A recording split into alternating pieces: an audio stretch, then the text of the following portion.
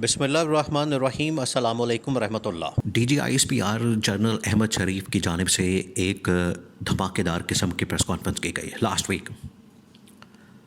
और ये last week की जो सबसे बड़ी डेवलपमेंट है उसमें से एक ये बड़ी डेवलपमेंट है DGISPR की प्रेस कॉन्फ्रेंस। उसने तो पूरे पाकिस्तान के अंदर एक तूफ़ान खड़ा कर दिया और उसके ऊपर जो है वो फिर PTI का रद्द-ए-अमल भी आया। अब DGISPR को जो प्रेस कॉन्फ्रेंस करना पड़ी, असल में तो ये नून लीग और पीपल्स पार्टी की नाकामी, उनके फेलियर की वजह से, ये उनका फेलियर था कि ना वो बयानियाँ बना पा रहे थे, ना नैरेटिव बिल्डअप कर रहे थे, ना इस्टेब्लिशमेंट की बात कर रहे थे, ना हुकूमत की कारकर्दगी थी, ना आलमी सतह के ऊपर जो मामलात बने हुए हैं अमेरिका के मुतालिक उसके ऊपर बात कर रहे थे, और ना ही अफ़गानिस्तान के साथ जो इस वक्त झगड़ा और जंग और लड़ाई और सब कुछ चल रहा है ना उसके ऊपर यह कोई इनकी जानिब से कोई बयान आ रहा था या कोई ऐसी तगड़ी किस्म की बात हो कि जिसका पता चले कि पाकिस्तान का मौक़िफ़ क्या है, पाकिस्तान का इस वक्त स्टांस क्या है, कुछ पता ही नहीं चल रहा था। इस वजह से DGISPR को मैदान में आना पड़ा। अब DGISPR जब मैदान में आया, उसने आके प्रेस कॉन्फ्रेंस की, उसने तो PTI वाले को लताड़ के रख दिया। PTI वालों को, इमरान खान और PTI, उसका तो टारगेट ही वो बन गए, बजाय इसके ऊपर कि आप पाकिस्तान के सियासी मुआशी हालात के ऊपर बात करते। हालांकि वो भी उनकी डोमेन नहीं है, उनकी जो डोमेन है वो सिर्फ़ और सिर्फ पाकिस्तान के सिक्योरिटी के मामलात हैं, रियासत की सिक्योरिटी के मामलात हैं। उसके ऊपर आप ज़रूर बात करें, दहशतगर्दी के ख़िलाफ़ जंग के बारे में ज़रूर बात करें। बिल्कुल पाकिस्तान, पूरा पाकिस्तान जो है वो आपकी हिमायत में खड़ा है, जहाँ तक सिक्योरिटी की बात है, जहाँ तक दहशतगर्दी की बात है, जहाँ तक आपकी कुर्बानियों की बात है,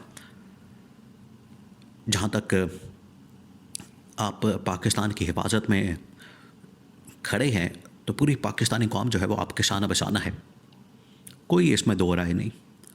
लेकिन जब आप आएंगे सियासी मामलात के ऊपर और आप एक टारगेट करेंगे पार्टी को, तो फिर जवाब तो आएगा। अब उसके अंदर जो इल्ज़ामात लगाए गए और बातें जो की गई DGISPR की जानिब से, उसके ऊपर एक पूरा रद्द-ए-अमल और भरपूर किस्म की कैंपेन जो है वो DGISPR के ख़िलाफ़ चल रही है, और मौजूदा जो इस वक्त इस्टेब्लिशमेंट है उसके ख़िलाफ़ चल रही है। क्योंकि इनका जो बयानिया है वो असल में फ़ौज की तर्जुमानी कर रहे हैं। फ़ौज की तर्जुमानी का मतलब ये है कि इस वक्त टॉप मिलिट्री कमांड जो है वो इस वक्त ऐसा ही सोचती है जिस तरह से DGISPR बात कर रहे हैं।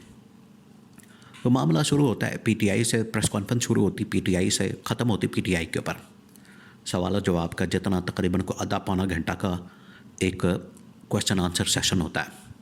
उसमें 9 मई से लेकर 26 नवंबर और 26 नवंबर से लेकर अफ़गान पॉलिसी और अफ़गान पॉलिसी से लेकर मिलिट्री कोर्ट्स के मामलात और डायलॉग जो इस वक्त हो रहा है ये PTI और गवर्नमेंट की कमेटियों के दरमियान।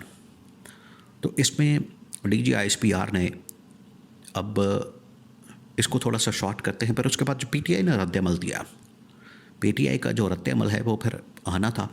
उन्होंने भी फिर एक तगड़ी किस्म की प्रेस कॉन्फ्रेंस की।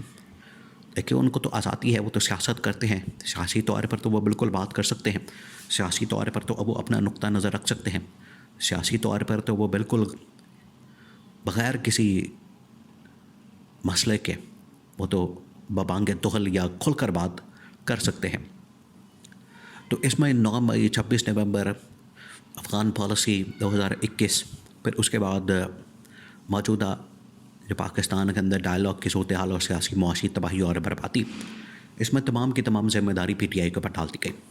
तो फिर PTI की लीडरशिप निकली बाहर और उन्होंने फिर आके उसी टोन में, उसी लेवल पे और उसी तरह से गरज बरस के साथ जो है वो प्रेस कॉन्फ्रेंस की, बड़ी धुआंधार किस्म की, जिसमें सबसे पहले तो जिक्र किया गया अफ़गान पॉलिसी का, क्योंकि ये मामला चला जाता है पीछे 2021 में जब इमरान खान की गवर्नमेंट थी, हुकूमत थी, तो उस वक्त ये अफ़गान पॉलिसी बनाई गई थी इमरान खान की जानिब से, जिसके ऊपर ये इल्ज़ाम लगाया गया, इमरान खान के ऊपर इल्ज़ाम लगाया गया।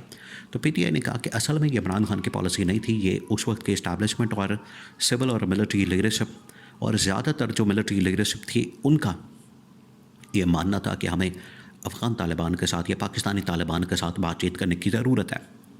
तो उसके बाद फिर बात की गई। अब उस वक्त की जो इस्टेब्लिशमेंट थी वो जनरल बाजवा और जनरल फैज़ हमीद के पास थी, जनरल बाजवा आर्मी चीफ थे, जनरल फैज़ DGISI थे। तो ये इमरान खान और PTI वालों ने कहा कि इमरान खान और PTI के बहुत सारे लोग MNA जो KP से ताल्लुक़ रखते थे वो तो इसकी मुखालफत कर रहे थे।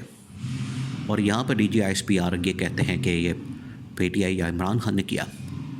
फिर इमरान खान की गवर्नमेंट चलेगी 2022 में अप्रैल में, और मई जून के अंदर 2 महीने बाद, इमरान खान की गवर्नमेंट के जाने के 2 महीने बाद, जब शहबाज शरीफ वज़ीर-ए-आज़म होता है और जनरल बाजवा आर्मी चीफ और DGISI जनरल नदीम अंजुम और कोर कमांडर पेशावर जनरल फैज़ हमीद, तो ये सब मिल के एक पॉलिसी बनाते हैं और अफ़गान तालिबान और पाकिस्तानी तालिबान के साथ एक सीज़ फायर करते हैं कि जो 6 महीने तक जारी रहता है।